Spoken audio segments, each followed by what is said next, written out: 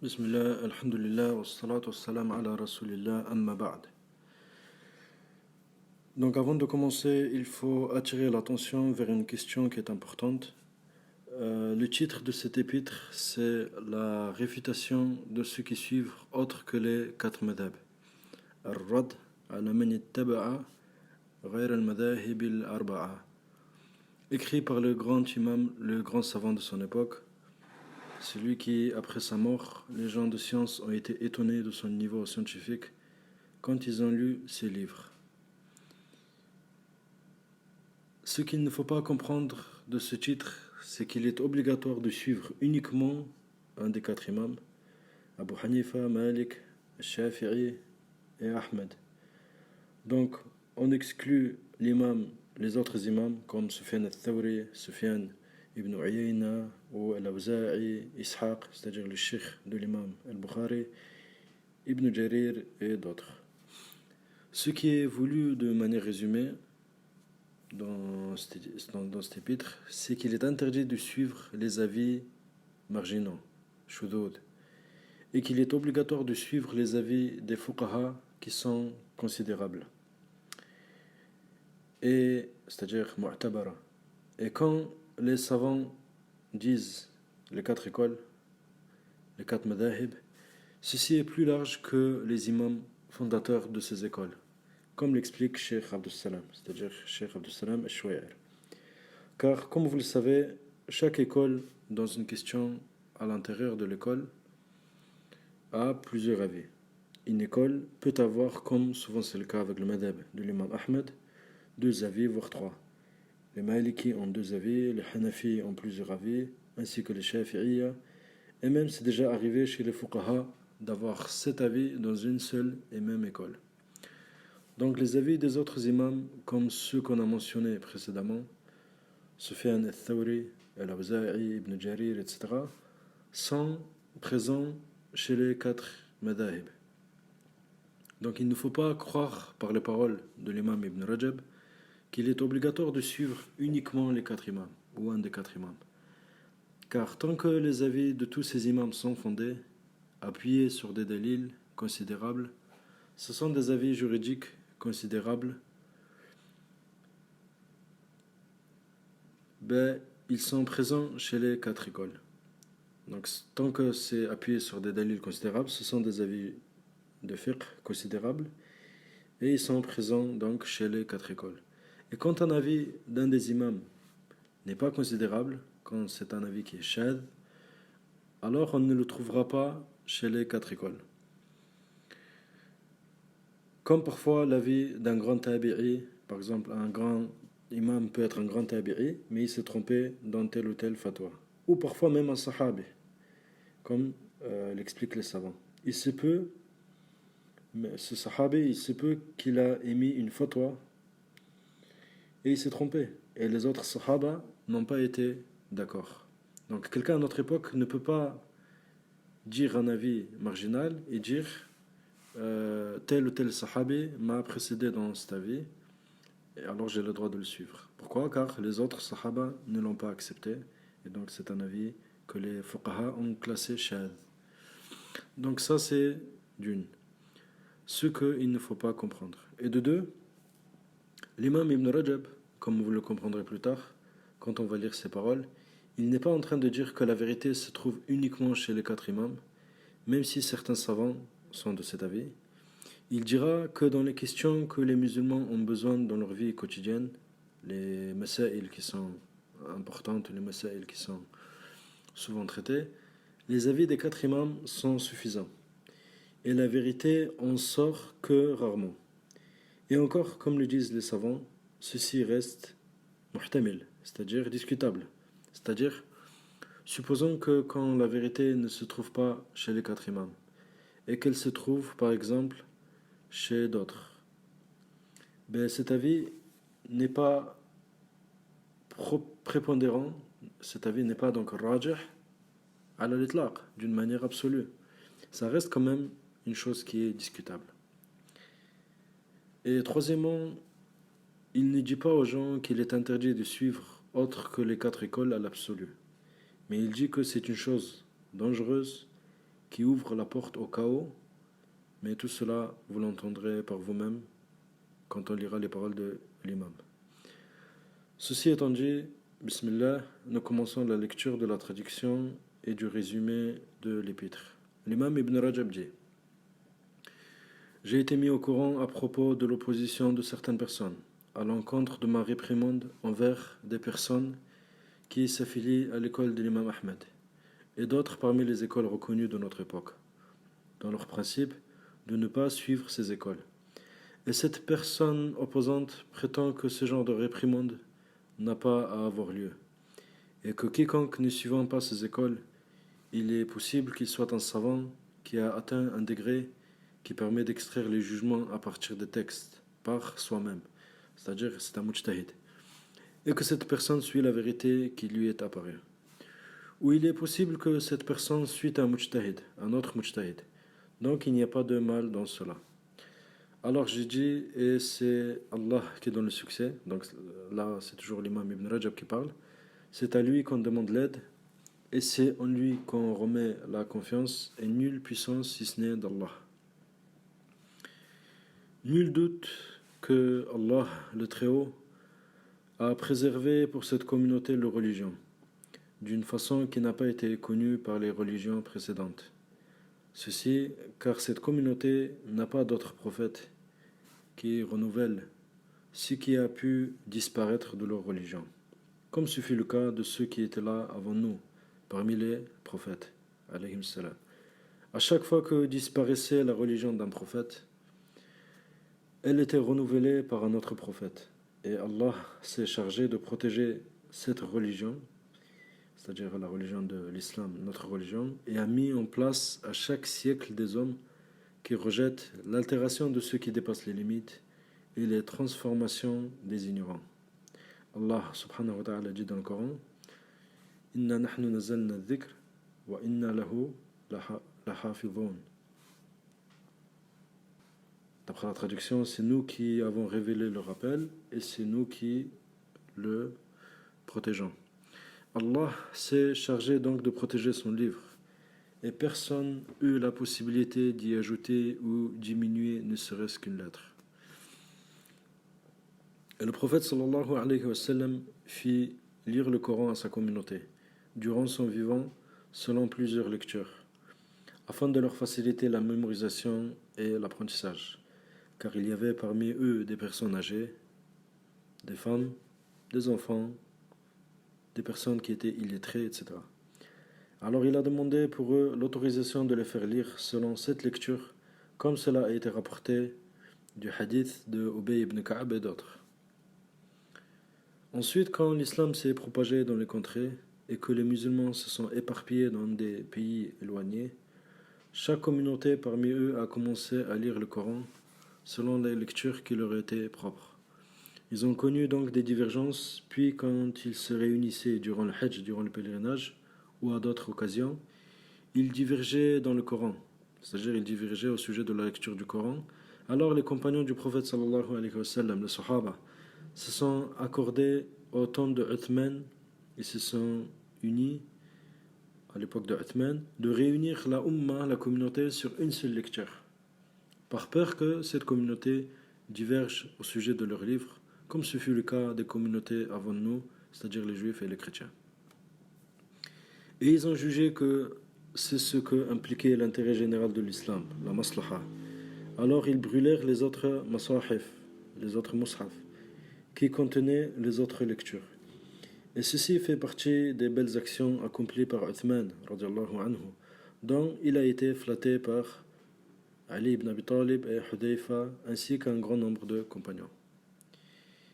Et quand on voit que Omar, radiallahu anhu, avait réprimandé Hisham ibn Hakim ibn Hizam au temps du prophète sallallahu alayhi wa sallam au sujet d'un verset d'une façon dure, et que Ubay ibn Ka'ab, à cause des divergences qu'il y avait dans le Coran, a eu des doutes comme c'est lui-même qui l'a informé. Et certaines personnes qui ont écrit la révélation, le wahi, parmi ceux qui, la foi, n'était pas ancrée dans leur cœur, quand on voit qu'ils ont apostasé à cause de cela, au point même de mourir apostat, Et tout cela à l'époque du prophète sallallahu alayhi wa sallam. Alors que dire des générations suivantes si la divergence dans les versions du Coran, dans les versions de la lecture du Coran, avait persisté? C'est pourquoi la majorité des savants ont délaissé toutes les autres lectures, excepté celle sur laquelle Uthman radiallahu anhu a réuni les musulmans et ils ont interdit les autres lectures. Ensuite, l'imam Ibn Rajab dit: quant à la sunna du prophète sallallahu alayhi wa sallam, elle se mémorisait dans les poitrines, tout comme se mémorisait le Coran. Et certains savants l'écrivaient comme ils le faisaient avec le mushaf. Et d'autres interdisaient de la mettre en livre. Et c'est sûr que les gens varient énormément dans la capacité de mémorisation. Ensuite, après l'époque des compagnons, des gens parmi les gens d'innovation, des gens de bid'a et égarement, ont innové et immiscé dans la religion ceux qui n'en font pas partie. Et ont forgé des mensonges de manière préméditée au sujet du prophète sallallahu alayhi wa sallam. C'est-à-dire ils ont inventé des hadiths faux. Alors Allah subhanahu wa ta'ala a assujetti des gens qui distinguent ce qui a été immiscé dans la sunna parmi les mensonges, que ce soit par erreur ou de façon préméditée. Tout cela afin de préserver la sunna. Puis les savants ont rédigé des ouvrages à ce sujet et les livres se sont propagés dans le hadith. Et le support des gens dans les hadiths authentiques est devenu les recueils des deux imams, Al-Bukhari et Muslim. Et ensuite, le reste des recueils de Sunnah, comme Sunan Abi Daoud et le Jami' de Tirmidhi, puis les livres de An-Nasa'i et de Ibn Majah. Et d'autres ouvrages ont été rédigés après les deux recueils, même s'ils n'atteignent pas le degré de ces ouvrages authentiques. Et le plus correct à dire est que l'ouvrage de l'imam Al-Hakim contient beaucoup de hadiths authentiques du niveau des hadiths de l'imam Tirmidhi et ses semblables. Il n'est accepté de la part de personne, après eux, le fait de juger des hadiths authentiques ou faibles. Donc ça aussi c'est une question sur laquelle il y a divergence entre les gens de science. Sauf si elle a été reconnue étant un maître dans la matière, et ces gens sont très peu. Quant aux autres gens, ils retournent à ces recueils que nous avons mentionnés et se contentent de citer la source. Quant au jugement concernant le halal et le haram, c'est-à-dire les ahkam, alors nul doute que les sahaba et leurs élèves ont divergé dans un grand nombre de masail, dans un grand nombre de questions. Et à l'ancien temps, toute personne de qui le statut de maîtrise de la science et la piété était reconnu faisait la fatwa selon ce qui lui apparaissait étant la vérité dans ce sujet, à cause de leur grand niveau de science, à cause de, par exemple, les sahaba, vu qu'ils ont vécu avec le prophète sallallahu alayhi wa sallam et vu qu'ils avaient un niveau d'arabe qui était très élevé, ils pouvaient se permettre de cela. Et en plus, ils étaient là quand le Coran était révélé. Et les tabi'in, il s'agit de leurs élèves. Donc, ils pouvaient faire cela. Je referme la parenthèse. Même si parmi eux, il y en a eu qui contredisaient le reste, comme ceci était le cas de certains salafs, dans plusieurs questions. Donc, c'est arrivé rarement que certains salafs, il leur est arrivé cela. Au point que certains de leurs suiveurs, comme Ibn Jurayj, quand il arriva à Al-Basra, les gens faisaient des invocations contre lui, les gens faisaient des du'a contre lui, à cause de ces divergences marginales, shudud, des restes des savants, jusqu'à ce qu'ils reviennent sur certaines de ces questions avant de quitter leur contrée. Et on parle d'une époque dans laquelle la majorité des gens étaient connus pour la piété et taqwa, c'est-à-dire la crainte d'Allah. Et ceci les préservait de toute personne qui parle dans le sujet de religion sans avoir acquis les aptitudes. Ensuite, vint une époque dans laquelle la piété et la crainte d'Allah Azza wa Jal diminua. Et il y a eu une multiplication de gens qui parlent dans les sujets de religion sans savoir.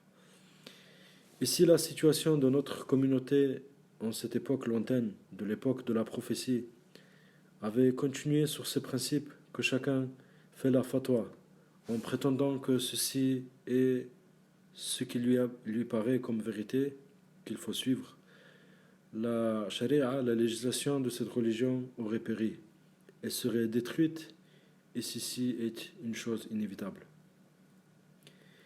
Et ce qui est de caractériser licite et ce qui est caractérisé licite serait devenu illicite et vice-versa. C'est-à-dire le halal serait devenu haram et le haram serait devenu halal.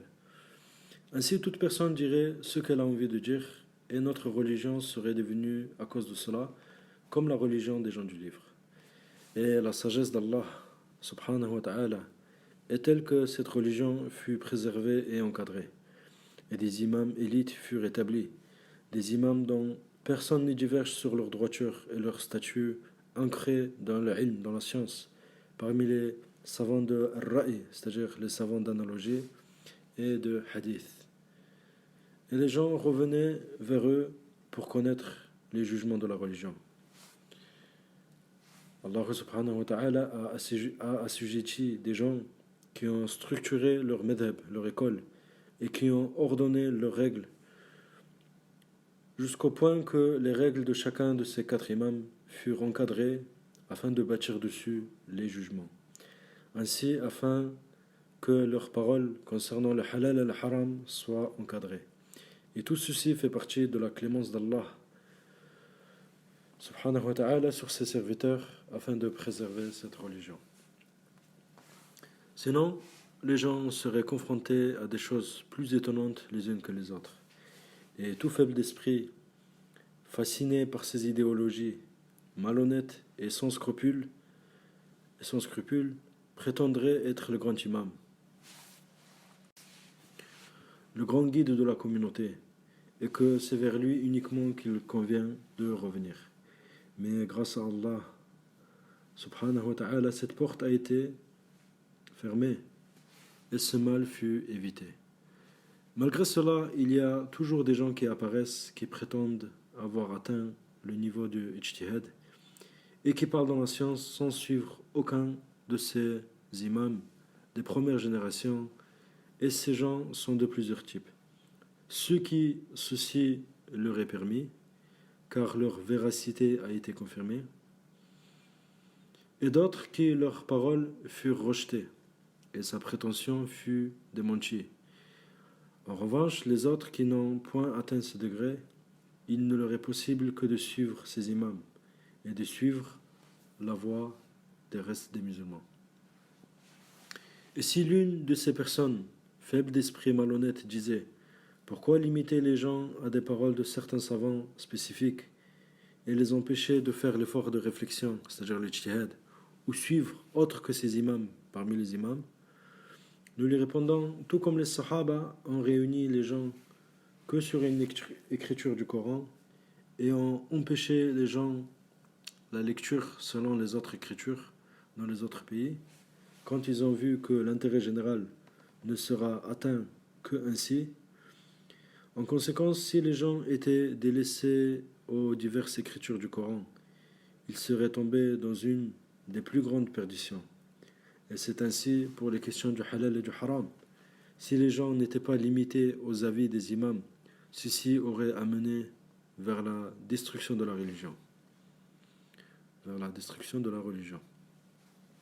Et toute personne malhonnête qui cherche à se mettre en avant se verrait compter parmi les emblèmes des mujtahid, qui inventerait un avis, qu'il attribuera à certains parmi les plus prédécesseurs des premières générations. Alors que cette parole, il se peut que ce soit une de leurs paroles altérées, comme ceci est souvent arrivé de la part de certains Zahiriya, c'est-à-dire des savants littéralistes. Tout comme ceci peut être tout simplement une erreur de certains plus prédécesseurs, dont les premières générations sont unanimes sur son délaissement. C'est-à-dire que ça peut être tout simplement une erreur d'un des salafs et les autres salafs ne l'ont pas accepté. Ainsi, la maslaha, l'intérêt général, n'est autre que ce que Allah a décrété, le fait de limiter les gens sur le madhab de ces imams reconnus.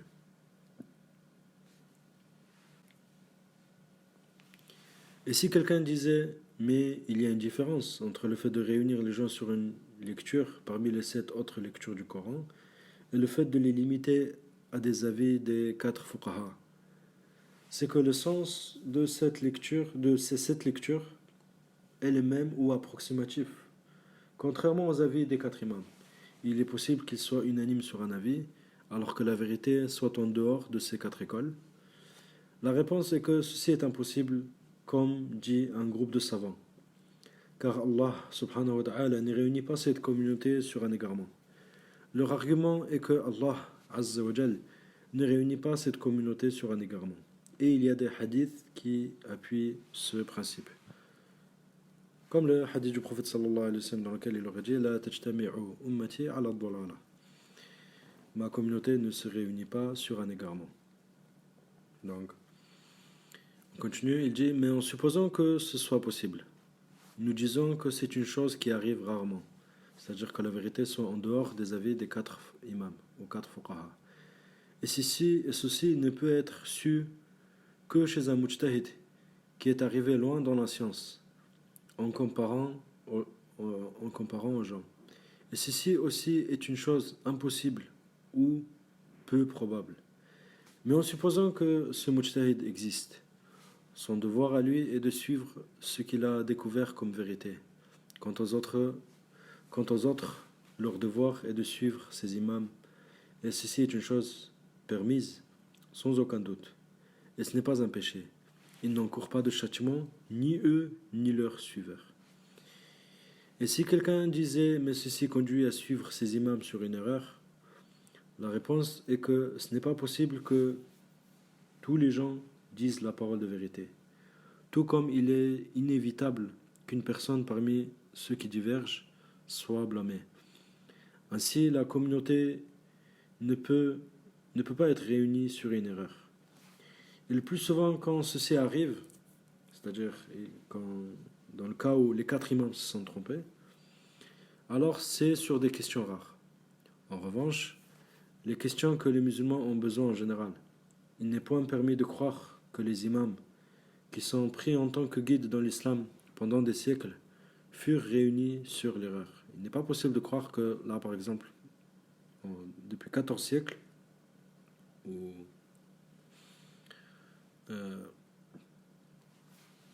13 siècles,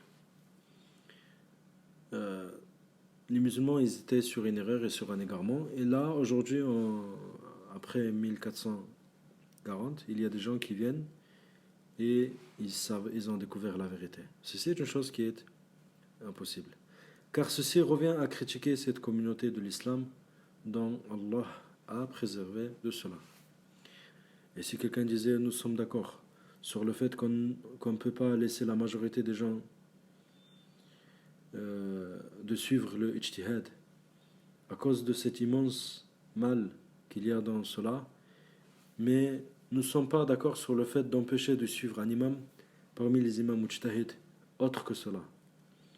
La réponse est que nous avons déjà attiré l'attention sur cela. Le motif de cet empêchement est que les madhab et les madahib, les écoles des autres imams, ne sont pas connues et ne sont pas structurées et encadrées. Donc il se peut qu'il leur soit attribué des choses qu'ils n'ont point dit, ou que l'on comprenne de leur part un sens non voulu. Et dans leur madhab, dans leur école, il n'y a personne pour défendre cela, afin d'attirer l'attention sur ce genre de défauts qu'il peut y avoir dans leur madhab, contrairement aux madahib qui sont reconnus. Et si quelqu'un prétendait le ijtihad, nous lui disons le ijtihad est permis que pour une personne qui a réuni les outils de ijtihad, c'est-à-dire la connaissance du Coran, de la Sunna, les fatwas des Sahaba et de leurs élèves, la connaissance des consensus, des divergences, ainsi que le reste des conditions de l'ijtihad qui sont connues, comme la langue arabe, etc. Et quelqu'un qui prétendait cela, alors il prétend connaître une grande partie de la Sunna. Il sait faire la différence entre ce qui est authentique de ce qui ne l'est pas, même dans les récits des Sahaba et de leurs élèves qui ont été rapportés à ce sujet. C'est pourquoi l'imam Ahmed était très rigoureux et strict en ce qui concerne la fatwa. Et même une personne qui mémorise entre 200 000 et 300 000 hadiths, l'imam Ahmed voyait que c'était insuffisant pour faire la fatwa.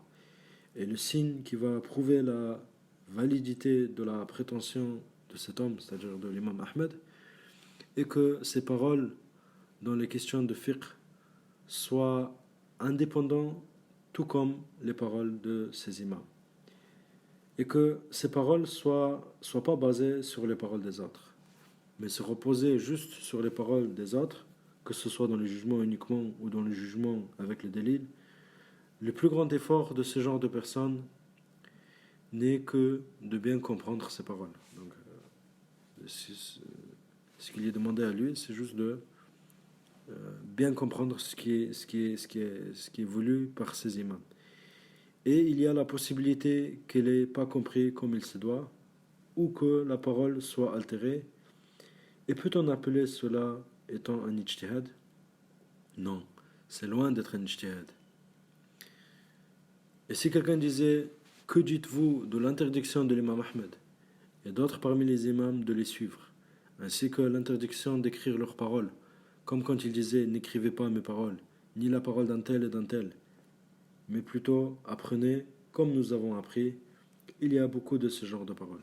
Nous répondons, c'est-à-dire l'imam Ibn Rajab, il continue, il dit, nous répondons, nul doute que l'imam Ahmed interdisait de suivre aveuglément à se préoccuper de mémoriser les opinions des fuqaha, mais il ordonnait plutôt de se préoccuper de mémoriser le Coran, le Coran et la Sunna, ainsi que d'écrire les récits des Sahaba et de leurs élèves, et non des générations d'après eux, tout en cherchant à différencier entre les paroles authentiques des faibles, entre les paroles à prendre et celles qui sont marginales, qu'il ne faut pas considérer.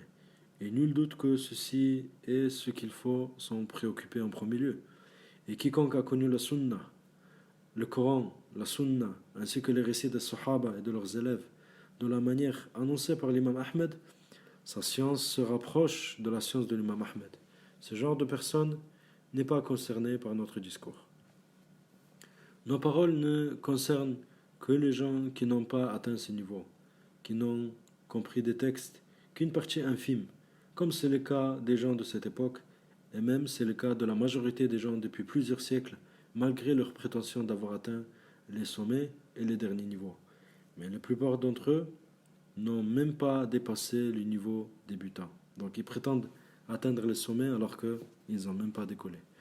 Et si tu veux être éclairé sur cela, il suffit de regarder la connaissance de l'imam Ahmed au sujet du livre et de la Sunna.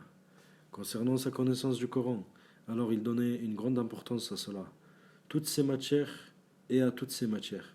Et il disait à ses compagnons, il disait à ses ashab, les gens ne cherchent plus à comprendre le Coran. Et ceci était une remarque négative de sa part, c'est-à-dire c'était une critique. Il avait rédigé dans la science du Coran, dans les sciences du Coran, c'est-à-dire Ulum al-Quran, un grand nombre de livres, comme Al-Nasikh wal-Mansukh, c'est-à-dire l'abrogeant et l'abrogé, Al-Muqaddam wal-Mu'akhkhar, ce qu'on met en avant et ce qu'on retarde. Et il a rédigé un grand tafsir qui contenait les paroles des Sahaba et de leurs élèves dans l'explication du Coran. Il s'agissait d'un tafsir de la même catégorie de tafsir rapportés des premières générations, parmi les tafsirs de ses professeurs comme Abd al-Razaq, Waqi', Adam ibn Abi Iyas et d'autres, ainsi que les tafsirs des imams de sa génération, comme Ishaq et d'autres, ainsi que les générations après eux, comme Al-Nasa'i, Ibn Majah, Abd ibn Humayd et Ibn Abi Hatim, et d'autres parmi les gens de hadith. Et tous ces gens ont réuni les narrations de Salaf dans le tafsir, sans rajouter d'autres paroles. Quant à sa science dans la Sunna, ceci est reconnu par tout le monde, qu'il est le porteur de l'étendard de la Sunna et du Hadith, et il est le plus savant des gens de son époque concernant les paroles du prophète sallallahu alayhi wa sallam, ainsi des compagnons et de leurs élèves. Et il a pris le dessus sur ceux de sa génération de plusieurs points de vue, comme la profondeur de sa mémorisation. Et il a été dit qu'il avait mémorisé 300 000 hadiths, avec la capacité de distinction de ce qui est acceptable et rejeté parmi les hadiths. Aussi, car il distinguait les rapporteurs dignes de confiance de ceux qui étaient critiqués. Et dans ce domaine, il avait atteint le sommet. Aussi, car il connaissait le hadith sous plusieurs versions, avec ses défauts. Et dans cela aussi, il avait atteint le sommet. Et il faut savoir que dans tout cela, d'autres parmi les grands mémorisateurs, il se peut qu'ils pouvaient l'égaler. C'est-à-dire la connaissance des défauts, des ilal, de tout ce qui concerne les hadiths du prophète sallallahu alayhi wa sallam. Mais personne n'atteint sa connaissance dans les défauts des narrations concernant les sahaba, Et quiconque médite ces paroles dans ce domaine verrait chose difficile à croire. Et cette personne sera certaine que rares sont ceux qui ont atteint sa compréhension, c'est-à-dire la compréhension de l'imam Ahmed, dans cette matière. Et fait partie aussi de cela sa manière d'extraire le fiqh des hadiths et sa compréhension du halal et du haram et des sens des hadiths et de sa génération. Il était le plus savant dans cela. Beaucoup l'ont attesté comme Ishaq, Abu Ubaid et d'autres. Donc ici, il faut attirer l'attention vers une chose, c'est que dans tout ce qui concerne les défauts, qui concernent les hadiths du prophète sallallahu alayhi wa sallam, il se peut qu'il y a d'autres imams qui ont le même niveau que lui, comme l'imam Bukhari ou l'imam Malik, etc. Mais dans la connaissance des défauts et des ilal, de ce qui concerne les paroles des sahaba, peu de gens arrivaient à son niveau. On continue, il dit: et quiconque médite ces paroles dans le fiqh et a compris sa méthodologie verra la profondeur de sa compréhension et observation. Et à cause de sa manière de voir les choses d'une façon si minutieuse, il se peut que la compréhension échappe à certains savants, qui font même partie de l'école de l'imam Ahmed.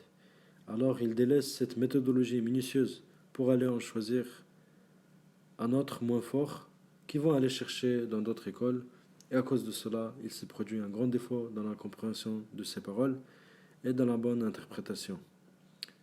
Donc j'ouvre une parenthèse, les gens qui étudient par exemple le madhab de l'imam Ahmed, quand ils lisent par exemple des explications ou des cassettes des contemporains, ils vont dire dans telle ou telle question, la vérité est chez l'imam Malik, chez l'imam Shafi'i, etc.